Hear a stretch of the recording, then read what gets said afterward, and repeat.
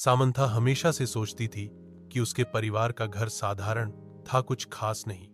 एक शांत पड़ोस में स्थित यह एक सफेद बाड़ और एक अच्छी तरह से बनाए गए बगीचे के साथ एक आरामदायक 2 मंजिला घर था। फिर भी जैसे ही उसने एक दोपहर धूल भरे अटारी में घूमते हुए उसकी नजर कुछ असामान्य चीज पर पड़ी।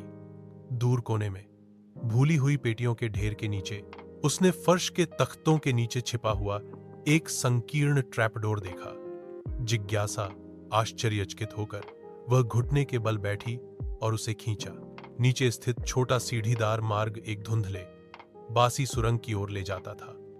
दीवारें पत्थर से बनी थीं और एक हल्की ठंडी हवा अंदर से फुसफुसाती हुई प्रतीत होती थी।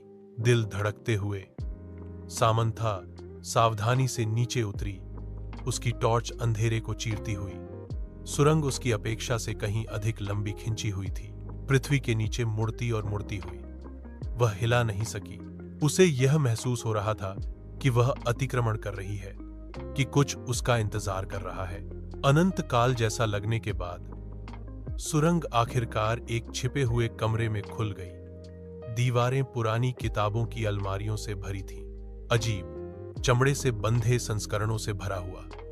कमरे के केंद्र में एक पुराना डेस्क धूलदार कागजात और पत्रिकाओं से घिरा हुआ था। जैसे ही सामंथा दस्तावेजों को पढ़ रही थी, उसके हाथ कांप रहे थे। रिकॉर्ड डीएस ने निषिद्ध अनुष्ठानों और गुप्त समाजों की बात की। उसके परिवार का नाम बार बार उल्लेख किया गया। जैसे जैसे वह गहराई से पढ़ती गई, उसे एहसास हुआ कि उसके परिवार का इतिहास गहरे रहस्यों से जुड़ा हुआ था। रहस्य वह दफन रहने के लिए था। उसने कुछ ऐसा उजागर किया था जो किसी को नहीं पता होना चाहिए था, कुछ ऐसा जो पीढ़ियों से छिपा हुआ था।